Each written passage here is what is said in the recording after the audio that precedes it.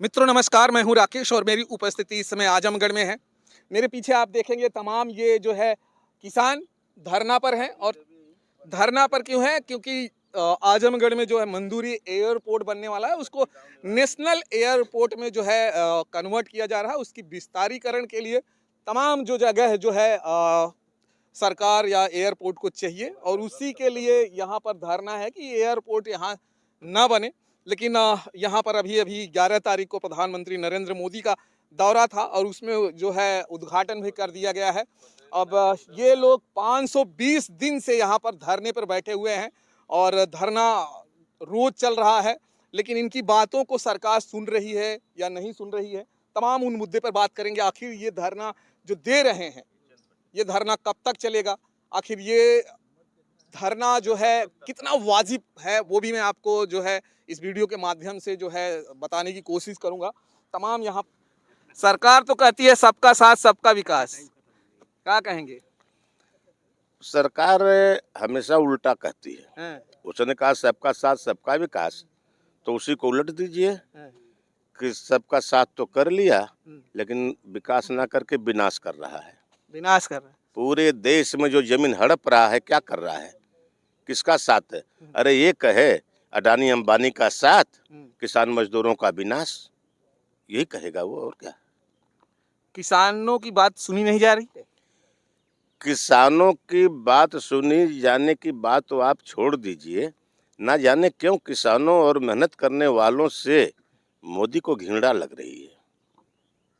Shambhu border पर लगातार किसान धरना दे रहे हैं और दिल्ली में भी किसान धरने पर बैठे हुए हैं, लेकिन कुछ लोग ये भी कह रहे हैं वो किसान नहीं है, वो सब जो है पैसे वालों के जो है दिए दराए काम है, इसलिए चुनाव जो है नज़दीक है, इसलिए सरकार का विरोध जानबूझ के कराया जा रहा है। क्या कहेंगे? वो सारे पैसे लेकर गए हैं, आपको क्या लग रहा है?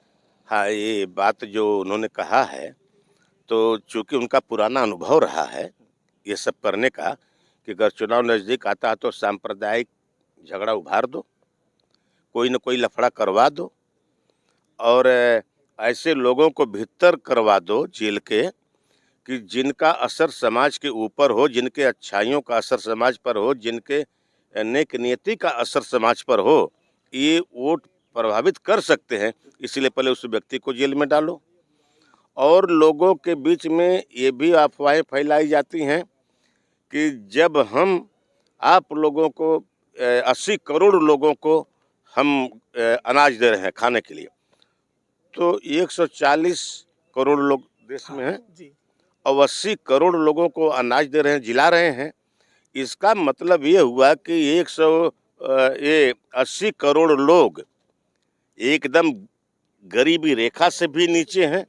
जी, आपके शासन में जी। आपने इनके लिए क्या सोचा है जो इनको गरीबी रेखा से ऊपर उठाया जाए, जो अपना खुद कमा कर खा सकें? अरे आप तो खेती छीन रहे हो। सरकार तो तमाम योजनाएं दे रही है, किसान निधि के तौर पे 2-2 हज़ार रुपये भेज रही है। सरकार किसान निधि के नाम पर कितने लोगों को, इसमें जितने लोग हैं पूछे किसी को आता है निधि का पैसा? उनका जो अपना झंडा ढोने वाला होता है एक गांव में कोई, उसको एक को दे देंगे, कहेंगे समाज को बंट गया, और वो कहेंगे कि पूरे किसानों को किसान निधि दे दी गई, तो उनका जो झंडा ढोता है वो पूरा किसान हो गया और बाकिया जो हैं वो तो कीड़े मकोड़े हैं। अब सवाल ये उठता है कि वो जो 2000 की निधि दे रहे हैं, तो वो निधि आती कहाँ से, किस मद से वो ले आते हैं? तमाम योजनाएं हैं, तमाम जगह से आता है पैसा सरकार के पास। हाँ, अडानी अंबानी से आता है, विदेश से कर्ज भी आता है। नहीं, टैक्सेस और जाता है, लोग सबसे टैक्स जाता है, ऐसा नहीं है। नहीं, वो टैक्स वही- सबको जाता ये है टैक्स। आपने कबूल किया, धन्यवाद। मैं यही कहवाना चाह रहा था कि आप भी जानिए कि ये पैसा हमारा है जो हमको दे रहे हैं। तो इसमें आप ये कैसे कह दिए कि सरकार ने पैसा नहीं, दिया? तमाम और सरकारें आई, कभी किसी को दिया नहीं। क्यों नहीं दिया? नहीं, सम्मान निधि तो किसी ने नहीं। सम्मान निधि क्या होता है? सम्मान निधि किसी को एक को मिल गया, अगर 2000 दिया तो 2 करोड़ खाने का व्यवस्था इन लोगों ने कर लिया। टैक्सेस तो हमेशा टैक्स हमारा जाता है। टैक्स तो हमेशा लोग देते रहे, लेकिन दूसरों के सरकार में ये चीजें नहीं थी, इसलिए जो है देखिए, लोगों को नया लग रहा है। विधवा पेंशन, विकलांग पेंशन और वृद्धा पेंशन इसके पहले भी चल रहा था, लेकिन उस राज्य में कभी आपने ये नहीं सोचा होगा कि ये लोग रेल बेच के, तेल बेच के, हवाई अड्डा बेच के या सरकारी संपत्ति बेच करके जो उड़ा रहे हैं, ये भी आपने कभी सुना होगा? नहीं सुना ना? या ये कर रहे हैं, ये कर रहे हैं। क्या मैं ये पूछ सकता हूँ आपके माध्यम से, भारत सरकार के पास कितनी जहाज है? एक भी नहीं, एक भी जहाज नहीं है। सारी जहाजें बिक चुकी हैं, हवाई अड्डे बिक चुके हैं। अब जब उनके पास जहाज नहीं है तो फिर हवाई अड्डे के विस्तार के लिए जमीन क्यों ली जा रही है? क्या अपने उस रिश्तेदार के लिए जिसको आपने बेचा है, उसके लिए आप आ रहे हैं? सरकारी दबाव डाल करके किसानों और मजदूरों को उजाड़ करके उनकी जमीन लेकर के उनके हवाई जहाज के नाम पर वो जमीन उनको देने के लिए। मैं आपसे पूछता हूँ कि अगर आपके पास गाड़ी नहीं है तो गैराज क्यों बनवाएंगे आप? जब आपके पास हवाई जहाज नहीं तो आप क्यों विस्तार करवाने की बात कर रहे हैं? इसका मतलब क्या हुआ? इसका मतलब यही हुआ कि जिसके आप राजनीतिक गुलाम हैं। मैं यही कहूँगा कि मोदी जी, अडानी, अंबानी, टाटा वगैरह के ये राजनीतिक गुलाम हैं। ये उनके चंदे पर, उनके बल पर खाते जीते और उन्हीं की हुक्मदारी करते हैं। ये लोगों को उनके हुक्म लादते हैं उनके सबके ऊपर। आप कह रहे हैं कि सरकारी चीजें नहीं है तो विस्तार क्यों कर रहे हैं? रोड पे सिर्फ रोडवेज ही नहीं चलती, इसमें प्राइवेट गाड़ियां भी चलती हैं, उसका भी विस्तार किया जाता है। हमने रोड कहाँ विरोध किया था? नहीं, विरोध नहीं, जैसे आप कह रोड रहे हैं रोड गया तो गांव कितने उजड़े थे? रोड गया तो कितने गांव उजड़े? रोड ये 8-9 गांव उजाड़े जा रहे हैं पूरे के पूरे। जमीन तो लेंगे, मकान लेंगे, हमको उजाड़ेंगे और हाथ में कटोरा पकड़ा देंगे कि जा बेटा अब कहीं नदी किनारे मांगो और खाओ। तो क्या हम काशी जी जाएंगे कटोरा लेकर के, जहाँ से वो एमपी हैं, वहाँ भीख मांगने जाएंगे? हम अयोध्या में जाएंगे भीख मांगने? हम मथुरा में जाएंगे भीख मांगने? नहीं, हम अपनी जमीन, अपना मकान मांग रहे हैं। हम आपसे कुछ मांग नहीं रहे हैं। हमने आपसे कभी नहीं कहा कि आप हमारे यहाँ विकास करिए, कभी नहीं कहा। तो कहा नहीं, उन्होंने किया नहीं। लेकिन कहा नहीं, किया नहीं, तो फिर हमारी जमीन को छीनने के लिए भी हम विरोध करेंगे। हम अपनी जमीन, अपना मकान नहीं देंगे। चलिए, चुनाव अभी नजदीक है, 25 मई को यहाँ चुनाव होने वाला है। यहाँ की जनता क्या करेगी? यहाँ की जनता ये कह रही है कि कोई भी नेता अगर वोट मांगने गांव में आता है तो हम उससे यही प्रश्न पूछेंगे कि हम इतने दिनों तक खिरिया की बाग में रहे, तब तक आपकी शक्ल दिखाई नहीं दी। आप सिर्फ जिसकी सरकार है उसी से सवाल करेंगे या जिसकी सरकार सब नहीं है उनसे? सारे दलों से, हमारे लिए सारे दलों की बात हो रही है। हम ये कहना चाहते हैं कि जो यहाँ का एमपी है वो कभी दर्शन नहीं दिया है और नारा लगा रहा है कि आजमगढ़ में हम जीत रहे हैं। अरे जीत तो नहीं रहे हो, अब की बार सिकड़ कर गाजीपुर जाओगे। दिनेश लाल तो तमाम कह रहे हैं कि इस बार जो है हम वोट जितने से जीते से उससे कई ज़्यादा वोटों से जीतने वाले हैं। वो मैंने एक बात कहा था आपसे कि ये लोग उल्टा बोलते हैं, उससे कई गुना नीचे हो जाएंगे। ऊपर जाने की बात छोड़िए, कई गुना नीचे जाएंगे।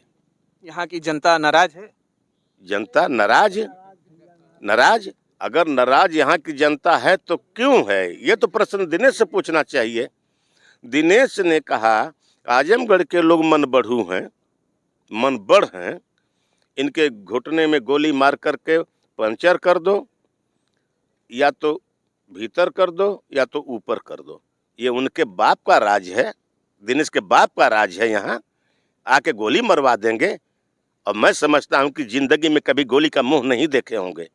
एक पड़ोका फोड़ दिया जाएगा तो उनके कच्छे ढीले हो जाएंगे।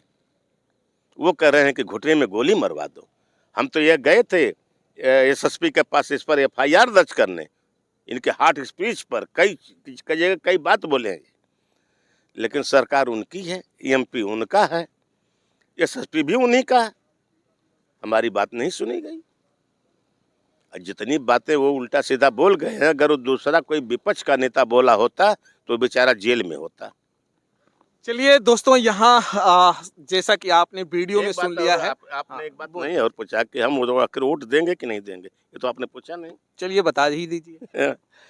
तो हम लोग वोट देंगे, हम लोग वोट का बहिष्कार नहीं करेंगे, लेकिन किसको देंगे कि जो यहाँ पर बीजेपी को हराएगा, अच्छा। उसका नाम संयुक्त किसान मोर्चा भेजेगा हमारे पास कि उस आदमी को वोट देना है, हम उसको वोट देंगे। किसी भी जात का होगा, किसी भी धर्म का होगा, उससे हमसे नहीं मतलब। लेकिन अगर आप संयुक्त किसान मोर्चा ने सर्वे में उनको गलत प्रत्याशी को वोट आप लोगों को दिला दी, अगर रनर अप रही तो ठीक है, अगर वो थर्ड जगह पे रही तब आप क्या सोचेंगे? क्योंकि आप जब भी वोट, लोग सोचते हैं कि हमारी वोट या तो जीतने वाले को जाए या तो जो हारे वो दूसरे नंबर पे हो उसी को जाए, ज्यादातर लोगों की मानसिकताएं ये होती हैं। लेकिन अगर तीसरे तो पर संयुक्त किसान मोर्चे में हम भी हैं, हम भी तो उस फैसले में रहेंगे, तो हम नहीं कहेंगे कि वहाँ पर कौन प्रत्याशी सही कौन गलत है। चलिए चलिए दोस्तों, ये है किसानों का कहा जाए कि दर्द, उनके दर्द बयां कर रहे हैं। और आपने वीडियो में देखा है तमाम ये किसान लोग हैं और दर्द बयां कर रहे हैं, और दर्द वो दर्द है जो इन्हें यहाँ से बेघर किया जा रहा है। और इस सरकार से बहुत नाराज भी हैं, और ख़ास करके यहाँ के जो सांसद हैं दिनेश लाल निरहू जी से तो और भी नाराज़ हैं।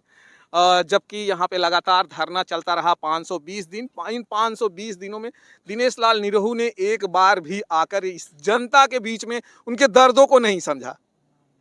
तो चलिए दोस्तों, आपका जो राय है कमेंट बॉक्स में ज़रूर करिएगा। फिर मिलेंगे हम आपको और किसी वीडियो में। जय हिंद, जय भारत।